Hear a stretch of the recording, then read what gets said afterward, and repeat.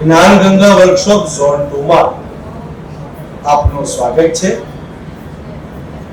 આજે ગુજરાતી ભાષાના જાણીતા લેખક પત્રકાર રમેશભાઈ તન્ના સાહેબના 3 પુસ્તકોનું વિમોચન થશે।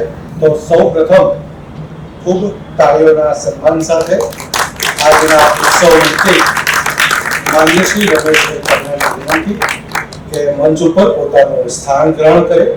અમદાવાદ મ્યુનિસિપલ કોર્પોરેશનના અધિકારી માનનીય શ્રી નરેશભાઈ પરીખ અને વિનંતી કે રમેશભાઈ તન્ના સાહેબનું સ્વાગત કરે। એમના પુસ્તકો ખૂબ વેચાયા છે ને વંચાયા પણ એટલા જ છે, જેટલા વેચાયા છે એના કરતાં 3 ગણા વંચાયા છે, એનો આનંદ પ્રગટ કરું છું। આજે જે 3 પુસ્તકોનું વિમોચન સમારોહ છે એમાં ફેસબુકના વેદ પુષ્પો, ફેસબુકને શબ્દ છાવડી અને ફેસબુકના પોટલે જીવન પોટલે એમ 3 પુસ્તકોનું વિમોચન સમારોહનું આયોજન થયું છે, જેમના વરદ હસ્તે વિમોચન થવાનું છે તેવા માન્ય શ્રી ચંપાબેન ઠક્કર અને માન્ય શ્રી ઇન્દુબેન ઠક્કરને વિનંતી કે મંચ ઉપર પોતાનું સ્થાન ગ્રહણ કરે। આપણું સ્વાગત છે। માન્ય શ્રી ભાગ્યેન્દ્રભાઈ પટેલ ઉપસ્થિત છે, એનો આનંદ છે। પુસ્તક લોકાર્પણ સમારોહના જેનું સંચાલન કરવાના છે એવા ડૉક્ટર અનિકા તન્નાને વિનંતી આપ આવો અને કાર્યક્રમનો શુભારંભ કરો। સ્વાગત છે। નમસ્તે। સરસ્વતી મહાભાગે વિદ્યા કમલલોચને વિદ્યારૂપે વિશાલાક્ષી વિદ્યાં દેહી નમસ્તુતે। અમદાવાદ ઇન્ટરનેશનલ બુક ફેસ્ટિવલમાં આજે 21મી નવેમ્બર 2025ના રોજ જ્ઞાનગંગા વર્કશોપના હોલમાં હું આપ સૌનું હાર્દિક સ્વાગત કરું છું। આજે જાણીતા પત્રકાર, લેખક, વક્તા, કર્મશીલ એવા પત્રકાર રમેશ તન્ના અને મારા જીવનસાથી એમના 3 પુસ્તકોનું લોકાર્પણ થવા જઈ રહ્યું છે। એ પ્રસંગે આપ સૌ ઉપસ્થિત છો એનો આનંદ વ્યક્ત કરું છું। એવું કહેવાય છે કે પુસ્તક એટલે દીવો, અજ્ઞાનનો અંધકાર હોય અને ત્યાં પુસ્તક પ્રગટે એટલે જ્ઞાનનો દીવો થાય એવું કહી શકીએ આપણે। અને અહીંયા તો આપણે જોઈએ છે કે આ સ્થળ જ એટલું સરસ છે કે પુસ્તક મેળો છે એટલે દીવાથી દીવા પ્રગટે એવું છે આજે આખું સરસ, અને એવા સરસ માહોલમાં આપણે સૌ ભેગા થયા છીએ। આજે અમને આ પ્રસંગે મહાનુભાવો મળ્યા છે। શ્રી તેજસભાઈ ભંડારી એ હમણાં થોડીક ક્ષણોમાં આપણી વચ્ચે ઉપસ્થિત થશે। શ્રી ભાગ્યેન્દ્રભાઈ પટેલ એમનું સ્વાગત કરું છું, અને અમારા બંને મોટા બેન આદરણીય ચંપાબેન અને આદરણીય ઇન્દુબેનને પણ હું સ્વાગત કરું છું, એમને વંદન કરું છું। હું ભાગ્યેન્દ્રભાઈને એમનું વક્તવ્ય આપવા બોલાવું એ પહેલાં એમનો નાનકડો પરિચય આપી દઉં। ભાગ્યેન્દ્રભાઈ પટેલ જાણીતા સંપાદક અને લેખક છે।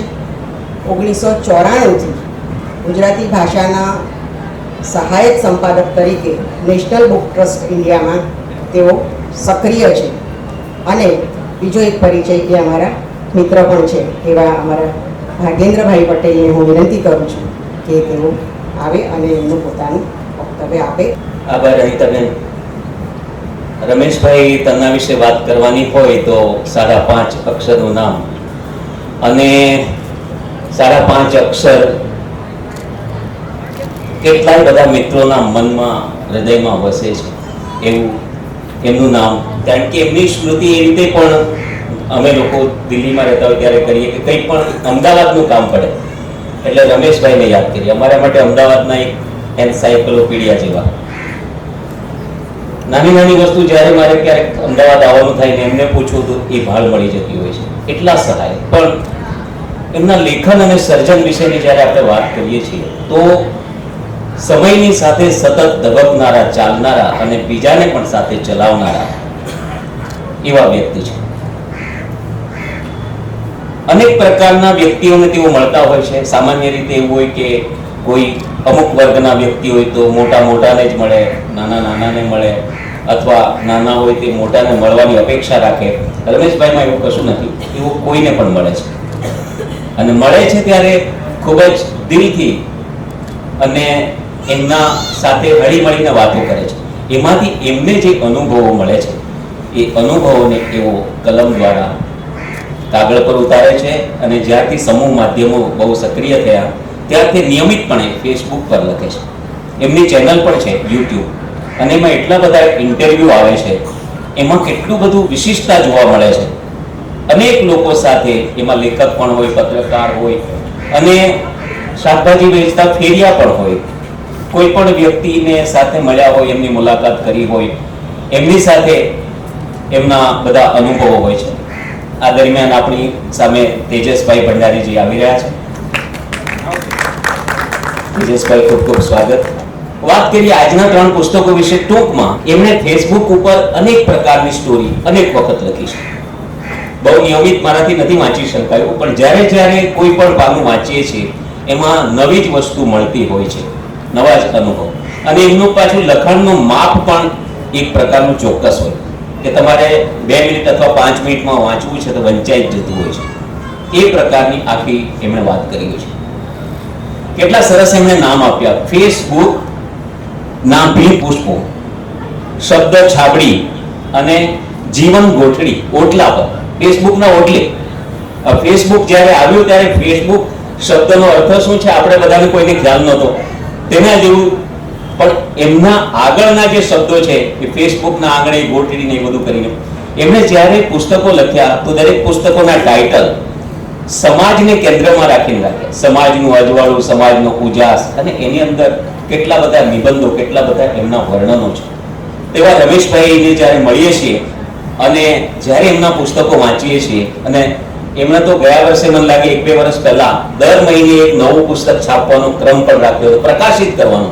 તો આવા એ અનેક પ્રકારના પ્રયોગો પણ કરતા હોય છે. રમેશભાઈ, આપના સર્જન કાર્યને ખૂબ ખૂબ વંદન છે. અને સમાજની સાથે આજે અમારો પરિવાર પણ જોડાયો છે.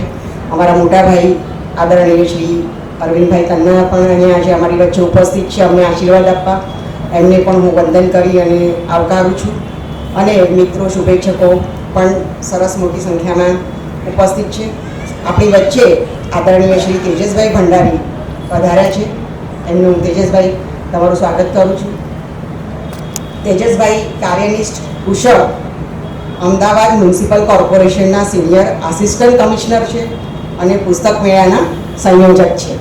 એવા તેજસભાઈને વિનંતી કરીશ કે આજના પ્રસંગોચિત વક્તવ્ય આપો. તેજસભાઈ. પુસ્તક વિમોચનના આ શુભ પ્રસંગે રમેશભાઈએ મને યાદ કર્યો અને સામેલ કર્યો પરિવારની સાથે. મને કહ્યું હતું કે મારા મોટા રહેવાના છે અને પુસ્તક વિમોચનમાં રહેવાના છે, અને એમની સાથે સ્ટેજ ઉપર સ્થાન આપ્યું અને પરિવારનો ભાગ ગણવા બદલ રમેશભાઈ આપનો ખૂબ ખૂબ આભાર. પુસ્તક વિમોચન આમ જોવા જઈએ તો રમેશભાઈ માટે કોઈ નવી બાબત રહી નથી. દર મહિને એક પુસ્તક બહાર આપની વચ્ચે મૂકવાનો એક સંકલ્પ કરી રહ્યા રમેશભાઈ. આજે જ્યારે પોઝિટિવ સ્ટોરીઝ ઉપરાંત અલગ વિષયો એમની ફેસબુકની પોસ્ટમાં જે ખૂબ પોપ્યુલર થયું છે અને લોકોએ ખૂબ વખાણ્યું છે એવી બાબતોનું પુસ્તક આપની વચ્ચે લઈને આવી રહ્યા છે, ત્યારે મને ખૂબ જ આશા અને ઉમંગ પણ છે કે એક નવા વિષયો ઉપર અને એવી બાબતો કે જે આપણે વારંવાર વાંચવા માંગીએ છીએ, બધું સ્ક્રીન પર નથી વાંચવા માંગતા. અમુક વસ્તુઓ હજુ એવું પણ છે આપણી પેઢી માટે તો ખાસ કહેવાય કે હજી પુસ્તકના પાનાની વચ્ચેના શબ્દો આપણને ગ્રહણ કરવાનું વધારે ગમે છે સ્ક્રીન ઉપર જોવા કરતા. તો એ સંદર્ભમાં પણ ફેસબુકનો પોટલો જે છે એ પુસ્તકના પોટલામાં આવી રહ્યો છે. એ વાત આપણા માટે ખૂબ આભારજનક છે, અને આ માટે રમેશભાઈ તેમજ આખા પરિવારને ખૂબ ખૂબ અભિનંદન આપું છું. આ પ્રસંગે આપણી વચ્ચે તમામ પરિવારજનો અને વડીલો ઉપસ્થિત છે, એમને પણ અમદાવાદ મ્યુનિસિપલ કોર્પોરેશન વતી આવકાર આપું છું. અને આજ સુધીમાં આપણે રમેશભાઈના પુસ્તકો સાથે મળીને 22 પુસ્તકોનું વિમોચન આ પુસ્તક મેળામાં થયું. એટલે 15 દિવસની અંદર 22 પુસ્તકો. સાહિત્ય જગતમાં ઓન એન એવરેજ ડેઈલી કેટલા પુસ્તક વિમોચન થાય એવું કોઈ મારી પાસે અધિકૃત આંકડો છે નહીં, પણ એ જે થતું હોય પુસ્તક મેળા સંદર્ભે એક તરફ ત્યાં પુસ્તકો વેચાણ થઈ રહ્યા છે અને એ જ સમયે પુસ્તકોનું લોન્ચિંગ પણ થઈ રહ્યું છે અને એ સાથે સાહિત્યની વાતો પણ થઈ રહી છે. આપણે જોઈ શકીએ છીએ આ હોલની બંને તરફ જે છે એક બાજુ વક્તવ્યો અને એક તરફ રાઇટિંગ વર્કશોપની પેનલો દેખાય છે. એટલે 11 દિવસમાં આ હોલની અંદર એટલો ઓરા તો આવી જ ગયો છે કે જે સેશનની વચ્ચેનો ખાલી સમય હોય ને ત્યારે આવે તો કોઈને એના વાઇબ્રેશન્સ મળે કે અહીં પુસ્તક અને સાહિત્યનું વાતાવરણ છે. તો એમાં એક ઉમેરો કરવા બદલ રમેશભાઈ આપનો ખૂબ ખૂબ આભાર. અને આ બધા જ પુસ્તકો આપણી વચ્ચે આવશે, આપણે વાંચીશું, માણીશું. પર્ટિક્યુલરલી બુક ફેરની વાત કરીએ તો તૈયારી સમયની વાત હોય. આ વખતે મને થોડી ખોટ વર્તાયેલી જ્યારે આપ અમેરિકા જતા હતા, પણ જેવા અમેરિકાથી આવી ગયા બીજા દિવસે જેટલેગને ઓગળીને રમેશભાઈએ જે છે એ તરત જ ચર્ચામાં જોડાઈ ગયા હતા અને અમે આજે સાહિત્યિક સેશન ગોઠવવામાં ખૂબ મદદ મળી હતી. તો એ અંગે પણ આપનો આભાર વ્યક્ત કરું છું. અને અમદાવાદ મ્યુનિસિપલ કોર્પોરેશન આપ સૌ વાચક મિત્રો અને સાહિત્ય પ્રેમીઓની સહયોગથી આગામી વર્ષોમાં પણ આવું બુક ફેસ્ટિવલ ખૂબ જ મોટા આયોજન સ્વરૂપે લાવતો રહે. અને આ વખતે નેક્સ્ટ ટાઈમ જ્યારે આપણે પુસ્તકનું વિમોચન કરીએ ત્યારે એની સંખ્યા બમણી થાય, 3 ગણી થાય એવી આશા રાખીએ. ફરી એકવાર રમેશભાઈને ખૂબ ખૂબ અભિનંદન આપું છું, મારા પુસ્તકોને આવકારું છું. જસ્ટ મહાનુભાવોને વિનંતી છે કે પુસ્તકના લોકાર્પણમાં જોડાશે.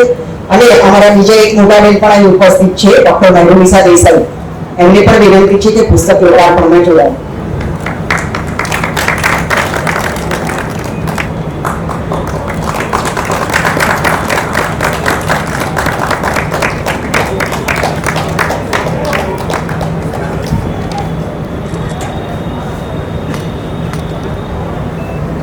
લેખકશ્રીને અભિનંદન અને શુભેચ્છાઓ આપું છું અને મહાનુભાવોનો આભાર વ્યક્ત કરું છું કે પોતાનો સમય કાઢીને અમારી વચ્ચે આવ્યા. હવે લેખકશ્રી પોતાના પુસ્તકોમાંથી આપણને આસ્વાદ કરાવશે. નમસ્તે. આદરણીય ચંપાબેન અને ઇન્દુબેન, મારી બે બહેનો. અત્યારે મારી મા હયાત નથી, પણ મારી બે બહેનો મારાથી મોટી છે એટલે મારા માના સ્થાને છે. તો મારી મા પ્રભાબહેન અહીંયા ઉપસ્થિત હોય એવું મને લાગી રહ્યું છે કે જાણે કે મારા પુસ્તકોનું ઉદ્ઘાટન મારી મા પણ કરી રહી છે.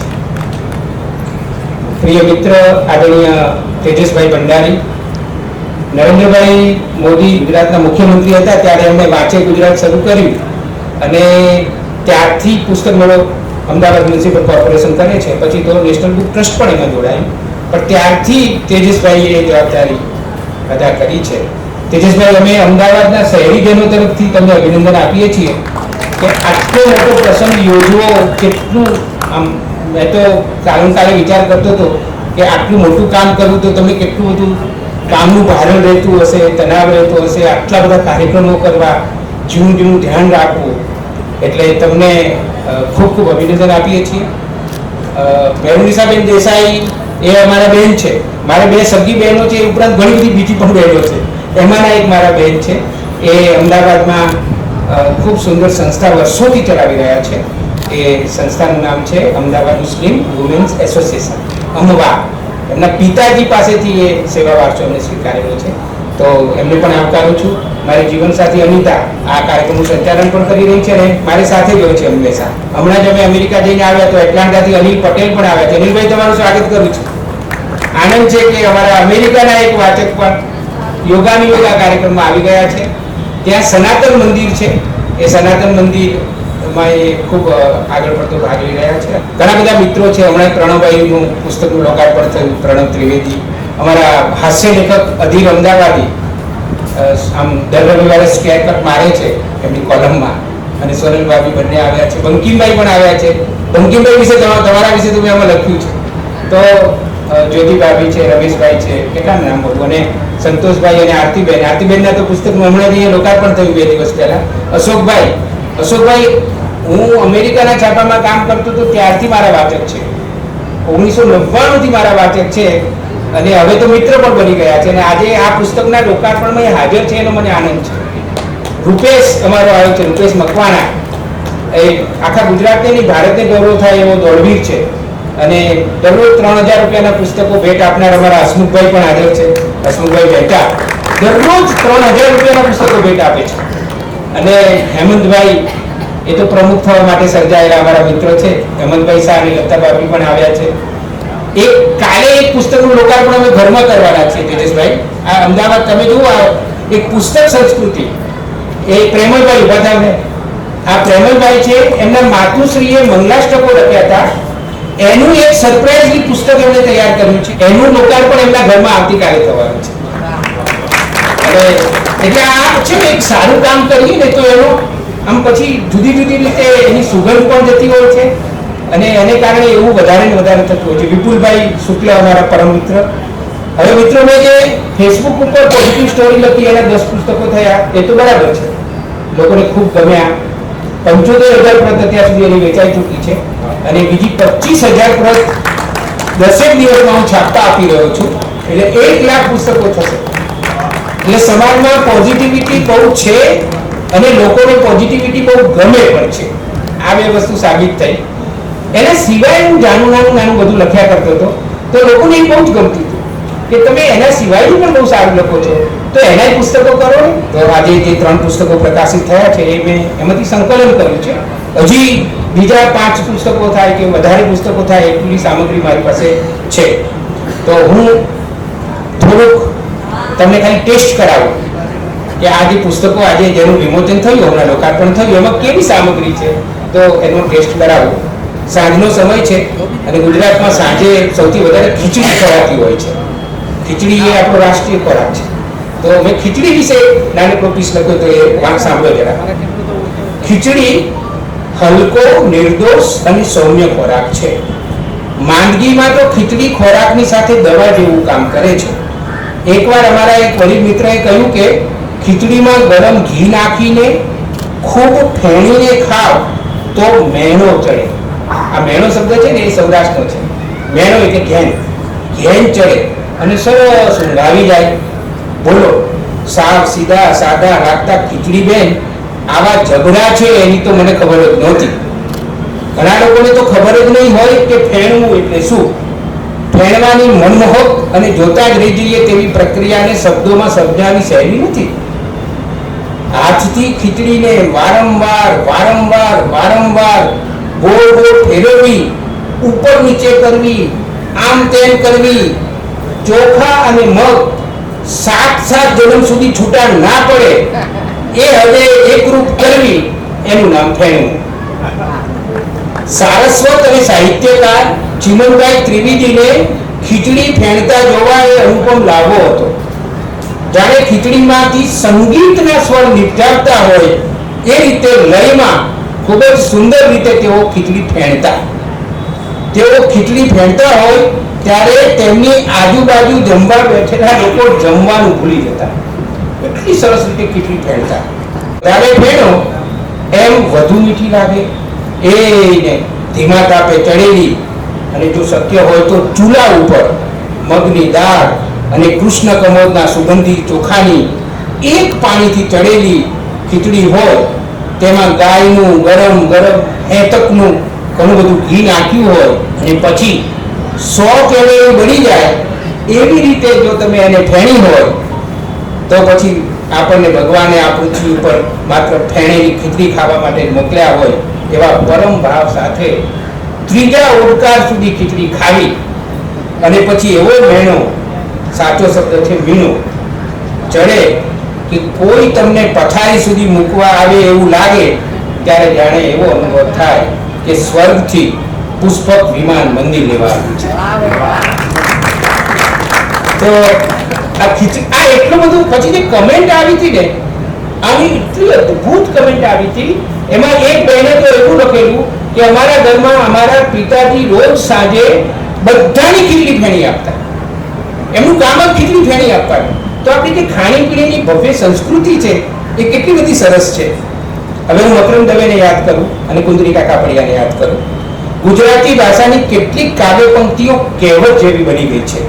એવી જ એક પંક્તિ છે, ગમતું હોય તો અલ્લાહ ગંજે ના ભરીએ, ગમતા નો કરીએ વિલાપ.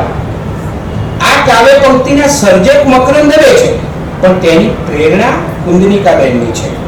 આ વાત મુંબઈની છે. એ વખતે કુંદનિકા કાપડિયા સમર્પણ સામયિકના સંપાદિકા હતા. એટલે મકરંદભાઈ દરરોજ એમને કવિતા આપવા જતા. તો એકવાર કુંદનિકાબેને એમને એવું કહ્યું કે તમે તો ગમતાનો કરીએ ગુલાલના કવિ છો, અને પછી એમાંથી આપણને આ કવિતા મળી. આમે એવું કહેવાય છે કે પુરુષની મોટાભાગની જે રચનાઓ હોય છે એની પ્રેરણા સ્ત્રી હોય છે. મને હસવાનું અને હસાવવાનું બહુ જ ગમે છે. મેં ઘણી બધી હાસ્યની વાતો પણ લખી છે, મૌલિક પણ છે. હાસ્યનું પુસ્તક પણ હું આ વર્ષે તો કરવાનો જ છું. તો હાસ્યની વાતો હું લખતો હોઉં છું. એમાંની એક નાનકડી વાત. ત્રિકમભાઈ એક વખત બહારગામ જવા રેલવે સ્ટેશન ઉપર ટ્રેનની રાહ જોઈ ગયા હતા. ત્યાં લાઉડ સ્પીકરમાંથી જાહેરાત થઈ. રેલવે એનાઉન્સર: યાત્રીગણ કૃપા કરીને ધ્યાન આપે, મુંબઈથી આવતી ટ્રેન નિયત સમય કરતાં 1 કલાક મોડી આવવાની છે. આ સાંભળીને ત્રિકમભાઈ એનાઉન્સરની બારીએ જઈને ડોકાઈને બોલ્યા, આમાં અમારે નહીં, તમારે ધ્યાન આપવાની જરૂર છે, સમયસર ટ્રેન લાવો. એટલે એમણે એવું કહ્યું કે યાત્રીગણ ધ્યાન આપે, તો કે અમારે ધ્યાન આપવાની જરૂર નથી, તમે ધ્યાન આપીને ટાઈમસર લાવો. ટ્રેન મોડી પડે એના ફાયદા હોય છે. કાલે મેં કિસ્સો સાંભળ્યો, તમને કહી દઉં. અન્ના હજારે એ લશ્કરમાં હતા, અને પછી એ એવો સંજોગો આવ્યા કે એમણે આત્મહત્યા કરવાનું નક્કી કર્યું. આત્મહત્યા કરવા માટે રેલવે સ્ટેશને ગયા, અને એક ટ્રેન આવવાની હતી. એમાં એમણે નક્કી જ કર્યું હતું કે હવે હું પડતું મૂકીશ અને આત્મહત્યા કરી લઈશ. પણ ટ્રેન મોડી પડી, અને એ જ વખતે પુસ્તકો વેચતી ફેરી લારી ત્યાંથી આવી. તો એમાં એક સૈનિકનું પુસ્તક એમને મળ્યું કે જેણે નિવૃત્ત થયા પછી બહુ સેવા કાર્ય કર્યો હતા, એવું પુસ્તક એમાં મળ્યું. તો એ પુસ્તક એમણે લઈ લીધું, બહુ સસ્તું હતું, ખરીદી લીધું, અને પુસ્તકમાં એટલા બધા તલ્લીન થઈ ગયા કે પેલી ટ્રેન આવીને જતી પણ રહી, પછી એ ઘરે રહીને એમણે સેવા કાર્ય શરૂ કરી. તો આ એક પુસ્તકની તાકાત એ એમના જીવનમાં કેટલી બધી છે. વાત નાની છે પણ મજાની છે. એક વખત અમારા એપાર્ટમેન્ટની પાણી ચડાવતી મોટર બગડી ગઈ. પાણી વિના તો ચાલે નહીં. 40 ફ્લેટના રહેવાસીઓ ડોલો લઈ લઈને નીચે પાણીની ટાંકીમાંથી પાણી ભરવા આવવા લાગ્યા. એકબીજાને જય શ્રી કૃષ્ણ, ગુડ મોર્નિંગ થવા લાગ્યા. સામસામે સ્મિત વેરાવા લાગ્યા. થોડી વારમાં તો જબરજસ્ત સ્મિતા સ્મિતિ થઈ ગઈ. યુવાન હતા તે વૃદ્ધોને મદદ કરવા લાગ્યા. વળી ઘણા પુરુષોને સવારમાં સ્ત્રી દાક્ષિણ્ય બતાવવાની અણધારી તક મળી ગઈ. એક જ એપાર્ટમેન્ટમાં રહેતા હોવા છતાં ઘણા લોકો કોઈને કોઈ કારણથી લાંબા સમયથી એકબીજાને મળ્યા નહોતા, તો તેમને મળવાનો મોકો મળી ગયો. બહેનો સુખ દુઃખની વાતો કરવા માંડી. જેમને ઉતાવળ હતી તેમને પહેલા પાણી ભરી દેવામાં આવ્યું. બોલો, મોટર બગડી એમાં તો થોડી જ વારમાં વાતાવરણ સામાજિક થઈ ગયું. સંબંધો અને વ્યવહારના સ્થિર થઈ ગયેલા જળ હાલત ડોલક થયા. પાણી ઉપર ચડાવતી મોટર બગડી, તેમાં નીચે જતા સંબંધો અને વ્યવહારોને ઉપર ઉઠવાની તક મળી. સવારમાં પ્રેમમય વાતાવરણ જામ્યું, જોવા અને સાંભળવાનું ગમ્યું. મને વિચાર આવ્યો, ક્યારેક કશુંક બગડે છે ત્યારે કશુંક સુધરવાની તક ઊભી થતી જ હોય છે. દરેક આપત્તિમાં એક અવસર છુપાયેલો હોય છે. એક હાસ્ય કથા. એક કાચના વેપારીનો દીકરો કોલેજમાં દાખલ થતાની સાથે જ પ્રેમમાં પડ્યો. તેનો પ્રેમ અણમોલ હતો કે પોતાની ગર્લફ્રેન્ડને અમદાવાદના એક મોલમાંથી એને ભેટ અપાવી. તેમનો પ્રેમ 1 વર્ષનો થયો અને બહેનપણીએ તો બોલવાનું ઘટાડી નાખ્યું. જ્યાં રોજ 108 ઊભી રહેતી હતી ત્યાં બંને મળ્યા. છોકરાએ તો સીધું પૂછી દીધું કે તું મને પ્રેમ કરે છે કે નહીં? છોકરીએ કહ્યું, હું તો તને મારા ભાઈ જેવો સમજુ છું. ખલ્લાસ. 6 મહિના વીત્યા. ત્યાં અન્ય એક યુવતી જોડે મિત્રતા થઈ. જૂનો ઘા રૂઝાયો. હૃદયના નોર્મલ થયેલા ધબકારા પાછા થોડા વધવા લાગ્યા. છોકરાને થયું કે ચાલો આ વખતે તો વાંધો નહીં આવે. જોકે વાંધો આવ્યો. કોઈ નાની વાતમાં બંને ઝઘડ્યા. ગુસ્સામાં છોકરીએ બીજા કોઈ જોડે સગાઈ કરી નાખી. હવે તો પ્રેમમાં પડવું જ નથી એવો નિર્ધાર એણે કર્યો, અને હવે એ પોતાના પિતાના ધંધામાં ધ્યાન આપવા માંડ્યો. તો પ્રેમને કોઈ અટકાવી શકે છે? માપ સમય રૂપાળી એક છોકરી સાથે પાછી મિત્રતા થઈ. તેને લાગતું હતું કે આ વખતે તો વાંધો નહીં જ આવે. એક સાંજે છોકરીએ તેને કહ્યું કે કોઈને ખબર ના પડે એમ મને રેલવે સ્ટેશને મૂકી જા. મિત્રતામાં તો ગમે ત્યાં જવું પડે. મંગળ સુધી મૂકવાનું કહ્યું હોત ને તો એ તો મૂકવા જા. રેલવે સ્ટેશને ગયા ત્યારે ખબર પડી એ છોકરી તો પોતાના પ્રેમી સાથે ભાગી જવાની હતી. છોકરીની ગાડી સડસડાટ ગઈ અને પેલો છોકરો માંડ ઘરે પાછો આવ્યો. પિતાને થયું કે કંઈ ગડબડ છે. બાજુમાં બેસાડીને બધું પૂછ્યું. થોડી વારમાં તો એ ના ના કરતો રહ્યો, પણ પછી સાયન્સના વિદ્યાર્થીએ આખો ઇતિહાસ ખોલી નાખ્યો. પિતા હસ્યા, કહે બેટા કાલે દુકાને આવજે, તને કશું દેખાડીશ.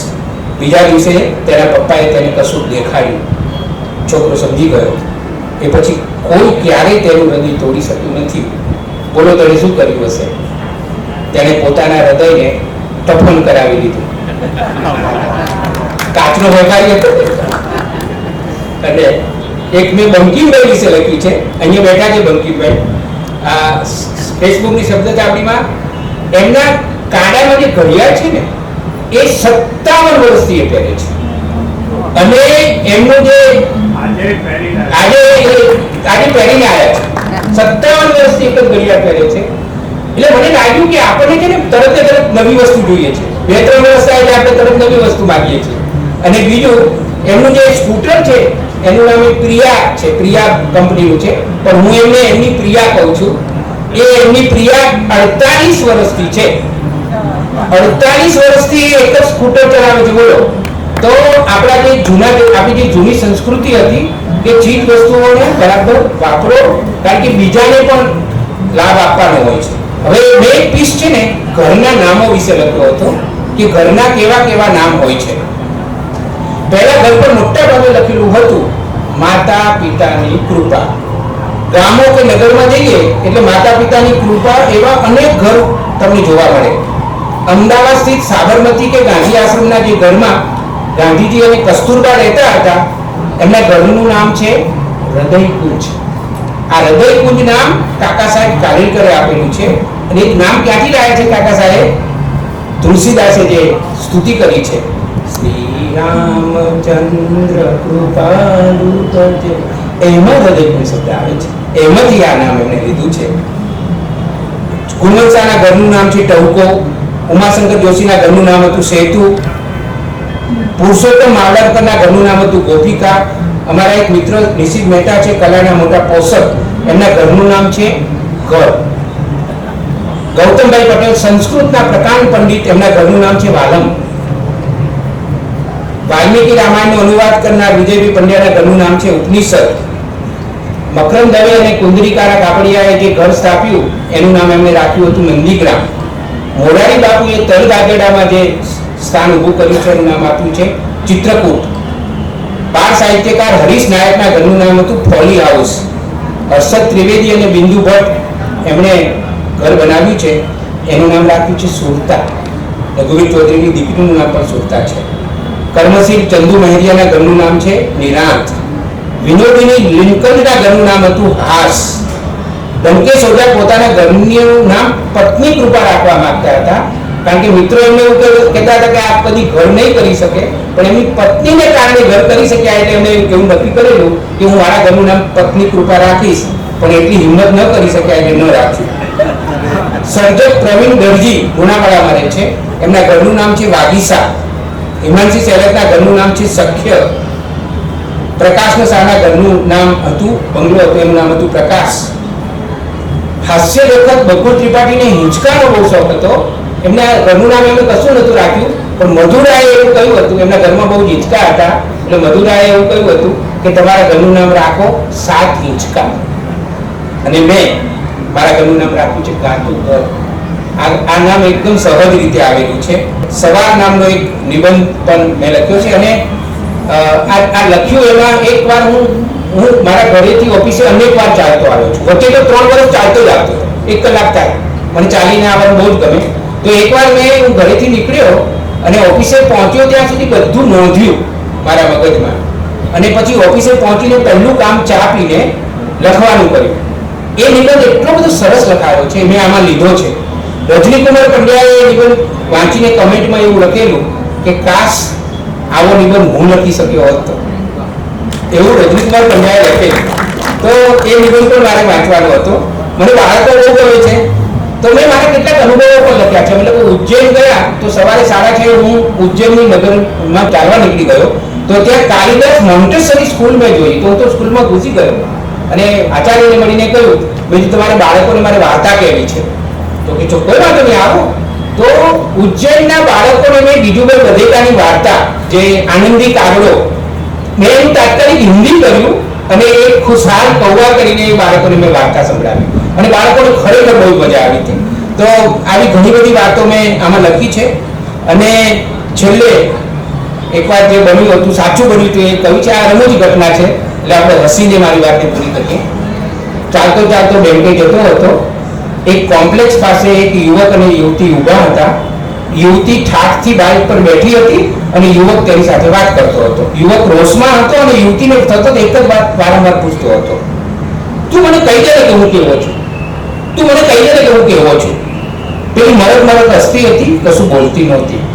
આ ભાઈ જમણો હાથ લાંબો કરીને એક આંગળી ચીંધીને પ્રમાણપત્ર માંગતો હતો, તું મને કહી દે કે હું કેવો છું. એ યુવતીએ શું જવાબ આપ્યો એ જોવા કે સાંભળવા હું ઊભો ના રહ્યો, પણ મનમાં તો હું બોલ્યો કે રાજા, અત્યારે ભલે તમે પૂછ્યા કરો છો કે તમે કેવા છો, એકવાર લગ્ન કરી લો પછી તમને રોજે રોજ સાંભળવા મળશે કે તમે કેવા છો. Thank you very much. ખાસ તો અમદાવાદ મ્યુનિસિપલ કોર્પોરેશનનો આભાર માનું છું. અને મને તેજસભાઈ યાદ આવે છે કે મારી પોઝિટિવ શ્રેણીનું પહેલું પુસ્તક જ્યારે મેં પ્રકાશિત કર્યું 2019માં અને એના ફ્રન્ટ પેજનું આવરણનું ઉદ્ઘાટન અમે પુસ્તક મેળામાં જ કર્યું હતું અને એ વખતે આજે ધ્વનિતે મારો ઇન્ટરવ્યૂ પણ કરેલો. તો કોર્પોરેશનનો જેટલો આભાર માનું એટલો ઓછો છે. આપ બધાએ મને શાંતિથી સાંભળ્યો, આપનો પણ આભાર માનું છું.